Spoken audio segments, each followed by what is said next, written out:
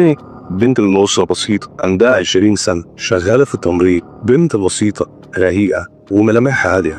من كام أسبوع بدأت تحس بحاجة غريبة، تقوم من النوم مخضوضة وجسمها تقيل، ودايما بتقول لأمها حاسة إني ما نمتش، وعلى طول بيجيلي كوابيس إني متكتفة. في صوت مخيف بيقولي انت مش لوحدك، وساعات تتحلف انها صحيت لقيت حد بيشدها من رجلها، بس ما بيكونش في حد اصلا.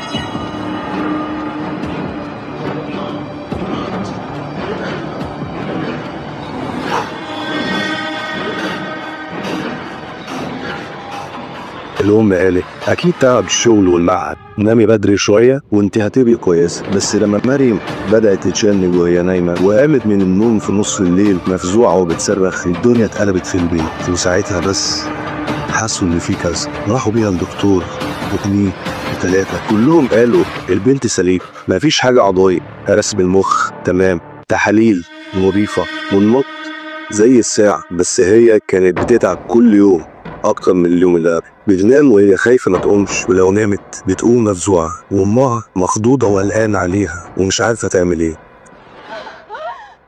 عني.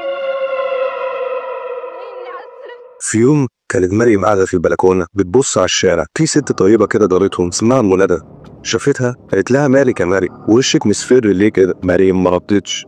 أمها دخلت البلكونة وقالت لها دي بقالها كذا يوم مش طبيعي، بتصحى تصرخ وبتشتكي من كوابيس إن في حد بيلمسها. أم ندى بعد ما سمعت الكلام قالت لها لا استنى أنا جايلك نتكلم. راحت لها وقالت لها بصي يا بنتي، اللي بيحصل معاكي ده مش طبيعي، دي إيه أو معمول لك عمل.